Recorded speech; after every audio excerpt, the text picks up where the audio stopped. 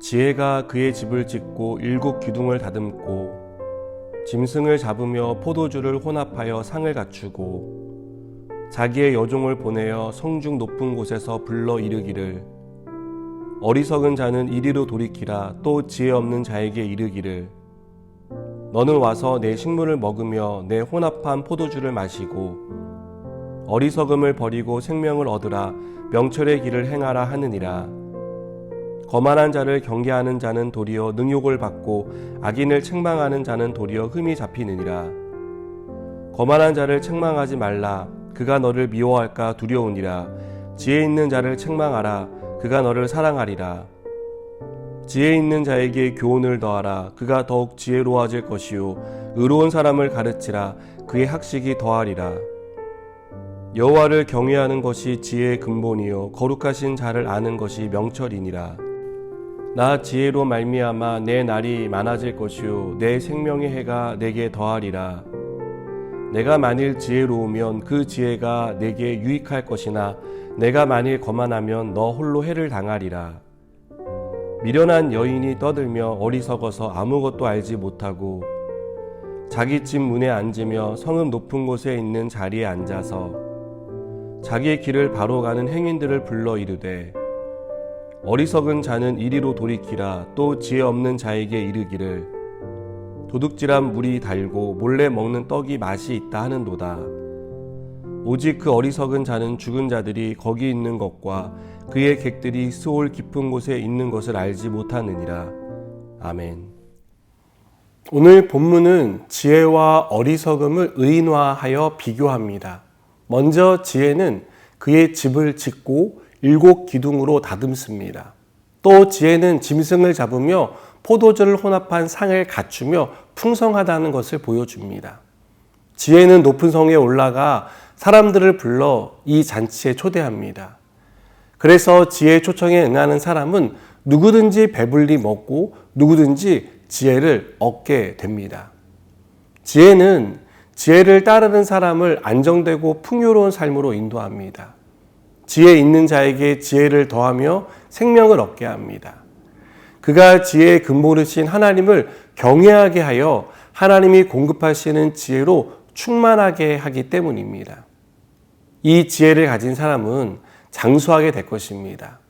지혜를 가진 사람을 유익한 삶으로 인도할 것입니다.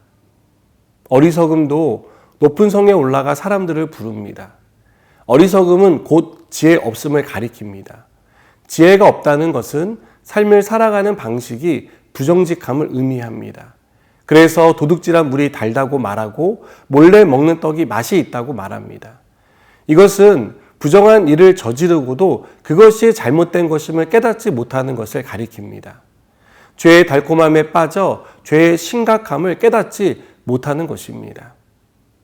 어리석은 사람은 자기만 어리석음에 빠지지 않습니다.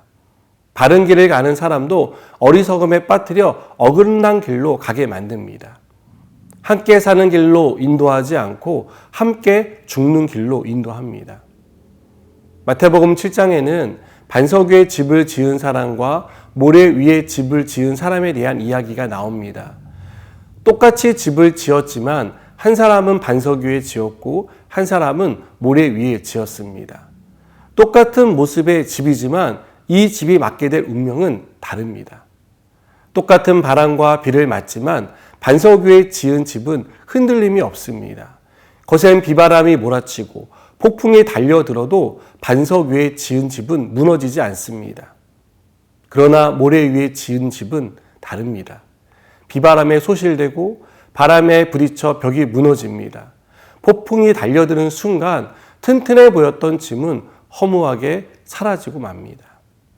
반석 위에 집을 지은 사람과 모래 위에 집을 지은 사람의 결정적인 차이에 대해 예수님은 나의 이 말을 듣고 행하는 사람과 나의 이 말을 듣고 행하지 않는 사람이라고 말씀합니다. 모두가 예수님의 말씀을 들었지만 그 말씀을 듣고 행하느냐, 행하지 않느냐의 차이가 반석 위에 집을 짓는 사람이냐, 모래 위에 집을 짓는 사람이냐를 나눈다는 것입니다. 여러분, 지혜로운 사람은 하나님의 말씀을 듣는 것으로 끝내지 않습니다. 하나님의 말씀에 고개를 끄덕이며 좋은 말씀이라고 동의하는 것으로 끝내지 않습니다. 지혜로운 사람은 하나님의 말씀을 듣고 순종합니다. 말씀을 삶으로 살기 위해 부단히 노력합니다. 하나님의 말씀이 그런지 그렇지 않은지는 철학자처럼 곰곰이 생각하고 연구한다고 알 수 있는 것이 아닙니다. 삶으로 살아봐야 깨달을 수 있습니다. 하나님의 말씀이 우리의 삶에 어떻게 작동하는지를 계속 삶에서 실현해 봐야 알 수 있습니다. 사랑하는 여러분, 우리가 하나님의 주신 지혜의 말씀을 듣는 사람에서 그 말씀을 삶으로 살아내는 사람이 되었으면 좋겠습니다. 지혜의 말씀을 듣고 따르는 사람이 되어 지혜를 더하고 학식이 더하며 하나님이 주시는 은총을 더하는 저와 여러분 되기를 축복합니다. 기도하시겠습니다.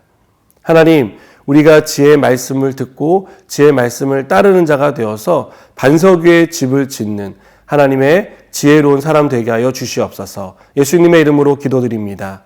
아멘.